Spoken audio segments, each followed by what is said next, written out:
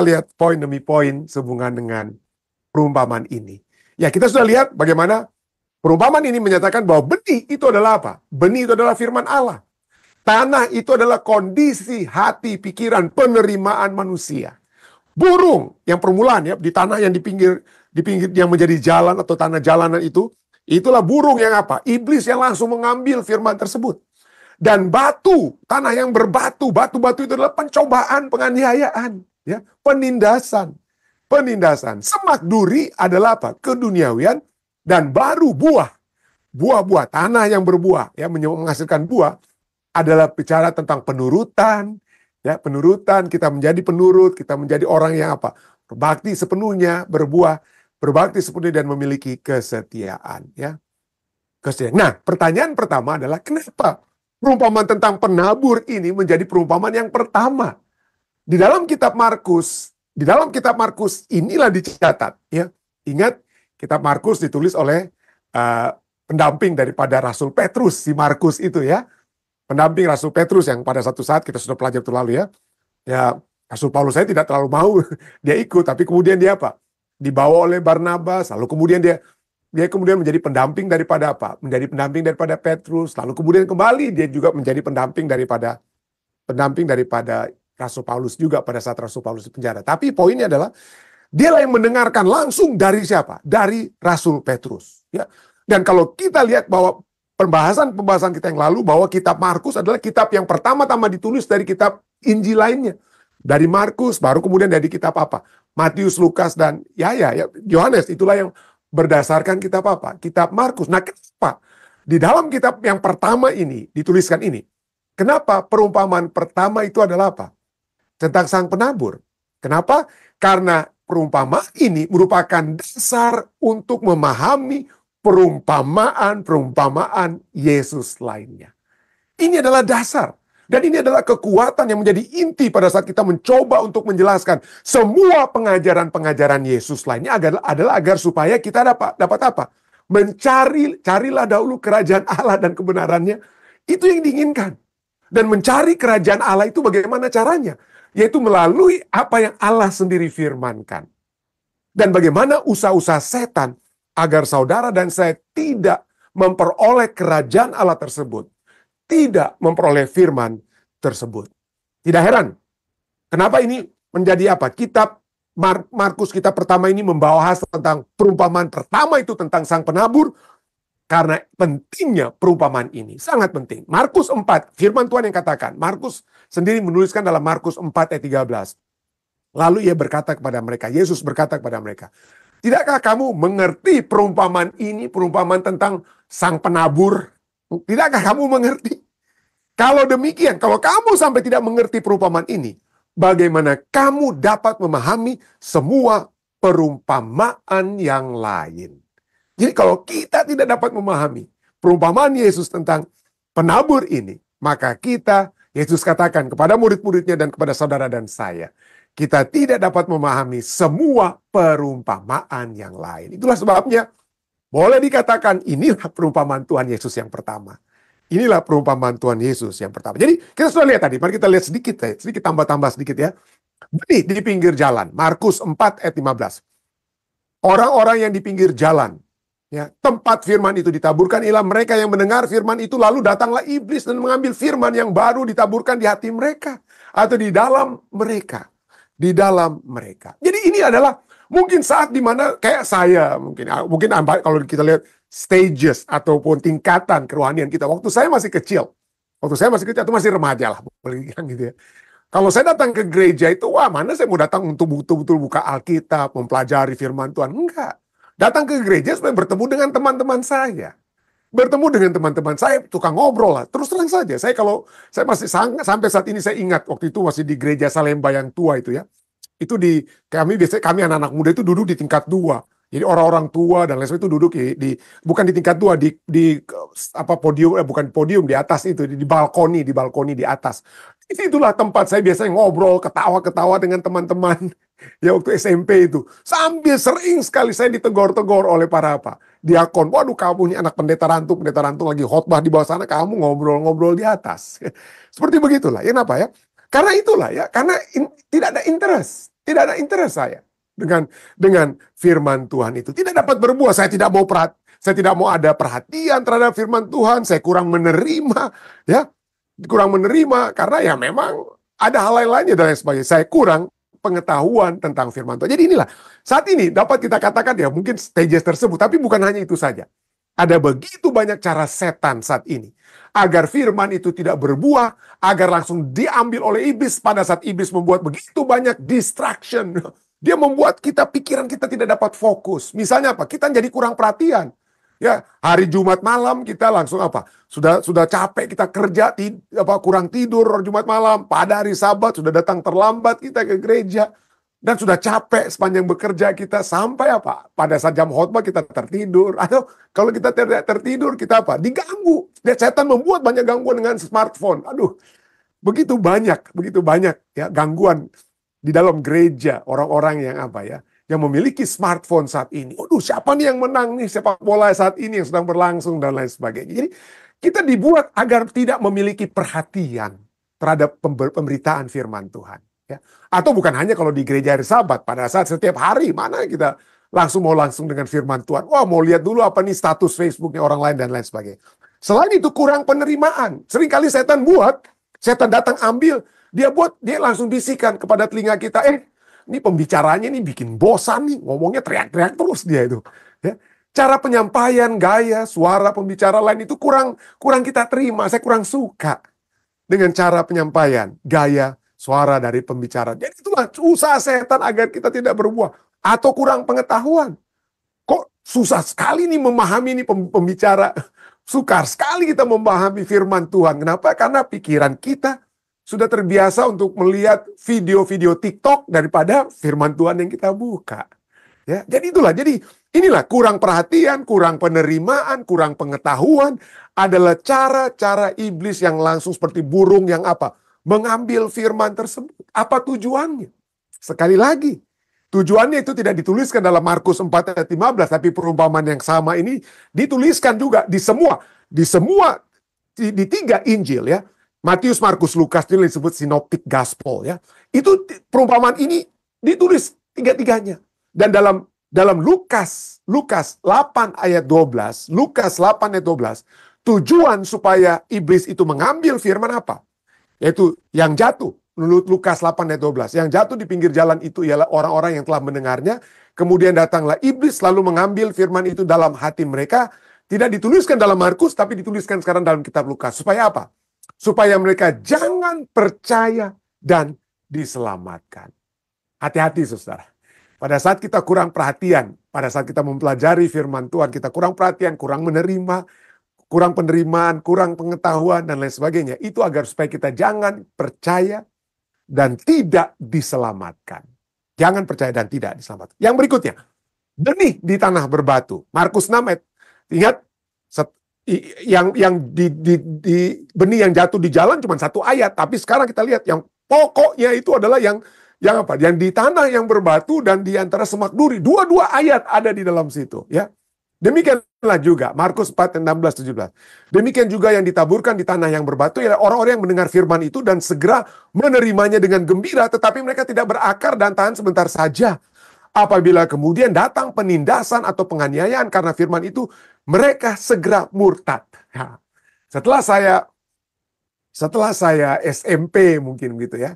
Setelah saya mulai SMA, bahkan mungkin ambil kependetaan, sudah seperti apa ya, ambil untuk siap untuk jadi pendeta. Wah, saya sudah mulai lebih tertarik saya terhadap firman Tuhan. Wah, apalagi kalau pembicaranya datang dari luar negeri dan lain sebagainya. Waduh, tertarik sekali. Wah, ya, saya datang apa? Menerima sekali. Tetapi saya harus jujur katakan, pada saat setelah saya SMA atau college sekalipun ya, begitu ada tantangan kehidupan datang kepada saya, waduh, terus terang saja saya pernah pada saat saya sedang kuliah sekalipun ya, dengan kata lain, ada masalah yang datang dalam kehidupan saya kemudian apa? Mempertanyakan Tuhan dan firman-Nya. Walaupun sedang belajar untuk menjadi seorang pendeta, jujur saja. Jadi pada saat adanya masalah, ada penindasan, penganiayaan, walaupun pada mulanya saya terima firman itu dengan gembira, tapi ada apa? Dorongan untuk saya untuk jadi apa? Udahlah. Buat apa ini mau jadi pendeta lagi? Udahlah, pindahlah, ambil lagi jurusan lain lah saya. Daripada terus untuk berfokus kepada firman Tuhan. Saya berada dalam satu situasi di tanah yang berbatu. Ya. Dan kalau kita lihat, ini bukan rencana Tuhan. Seringkali kita ya, pada saat kita apa? Pada saat kita ditindas, kita dicobai, yang kita langsung katakan apa? Tuhan, mengapa engkau buat ini? Mengapa engkau yang buat ini kepada saya? Seringkali itu yang kita pertama-tama katakan pada saat datang penindasan dan penganiayaan. Tapi pelajaran kita menyatakan bahwa penganiayaan, Alkitab mengajarkan, Alkitab Ayub mengajarkan bahwa setiap penganiayaan, penindasan adalah usaha setan, usaha iblis agar kita murtad, agar kita menuding Tuhan kita, agar kita menuding Tuhan kita. Tuhan, di mana engkau? Itulah, setan senang sekali kalau kita dalam masalah itu kita menyalahkan Tuhan kita. Nah, yang cukup menarik. Oke lah, kalau kita, bukan saya katakan murtad kalau kita dianiaya. Saya tidak katakan, jangan sampai kita murtad ya, poinnya jangan sampai kita. Tapi ayat ini bicara tentang penindasan atau penganiayaan, berat sekali itu kadang-kadang. Tapi kalau kita baca dalam kitab Lukas 8 ayat 13, ya, itu bukan bicara tentang apa? Penindasan dan penganiayaan. Tapi ini apa? Yang jatuh di tanah yang berbatu-batu itu ialah orang yang setelah mendengar firman itu menerimanya dengan gembira, tetapi mereka itu tidak berakar, mereka percaya sebentar saja, dan dalam masa pencobaan mereka murtad. Jadi kita pikir, waduh, kalau dianiaya, penindasan itulah yang akan menyebabkan kita murtad. Banyak orang murtad itu bukan dianiaya, bukan pada saat mereka ditindas, hanya pada saat mereka apa? Dicobai. Jadi penggunaan kata atau kata yang digunakan dalam kitab Lukas 8 ayat 13 untuk perumpamaan yang sama adalah apa? Pencobaan. Ya mungkin kita tidak dianiaya, kita tidak sedang ditusuk-tusuk dengan pisau atau diancam untuk ditembak dan lain sebagainya. Tapi kita dicobai saat kita mungkin posisi kita tidak lagi kita miliki. Saat kita mengalami apa? Wah, tiba-tiba kita kehilangan pekerjaan. Itu kan bukan dianiaya ya. Ya secara berat dengan kata lain ya. Tapi tiba-tiba kita apa? Posisi kita hilang ya. Kita berada dalam pencobaan, ada orang yang menggosipkan kita, ya. Jadi poinnya adalah banyak orang yang yang murtad bukan hanya karena yang berat-berat penganiayaan dan penindasan, tapi mungkin karena apa? Tantangan-tantangan yang ringan, yang ringan. Tapi bagi orang yang berakar dalam firman Tuhan, walaupun digosipkan, walaupun masalahnya itu kecil ataupun besar, dia tidak menjadi murtad. Dia tidak menjadi murtad. Dia tidak gampang sakit hati pada saat posisinya di organisasi, pada saat posisinya di gereja hilang dan lain sebagainya. Dia tidak sakit hati. Kenapa? Karena dia berakar kepada firman Tuhan. Dia tidak berakar pada posisi, pada kedudukan, pada kekayaan, dan lain sebagainya. Jadi inilah yang dapat terjadi. Ya, kita dapat apa? Kita dapat langsung setan ambil pada saat seperti posisi di pinggir jalan, atau kita dapat menerima firman Tuhan itu dengan gembira, tapi kemudian apa? Begitu ada tantangan kehidupan, ada penindasan, ada penganiayaan, kita murtad, tidak lagi menerima firman tersebut. Nah, yang ketiga, benih di antara semak berduri, ya. Benih di antara semak berduri, kembali 2 ayat di sini, ya. Kalau setan gagal dengan penindasan, setan gagal dengan pencobaan, kita masih tetap kuat. Dengan hal yang berat, hal yang tidak baik, dia telah coba, kita tetap kuat, maka dia coba untuk kita jauh dari keselamatan, jauh dari firman Tuhan dengan apa? Keindahan, dengan kesenangan sementara, terus terang saja. Kesenangan sementara dunia, apa itu? Ya, Markus 4 ayat 18-19. Dan yang lain, ini tingkatan setan ini semakin meningkat ini ya. Tingkatan dia untuk membawa kita jauh dari firman Tuhan ini sekarang meningkat. Dan yang lain ialah yang ditaburkan di tengah semak duri. Itulah yang mendengar firman itu. Lalu kekhawatiran dunia, the worry of this world.